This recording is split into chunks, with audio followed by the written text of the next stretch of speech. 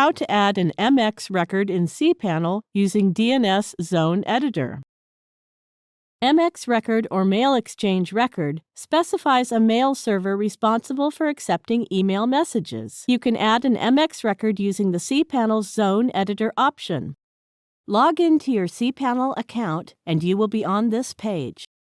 Go to the Domains section and click the Zone Editor. Click the plus MX record button provided in front of the domain name to add an MX record.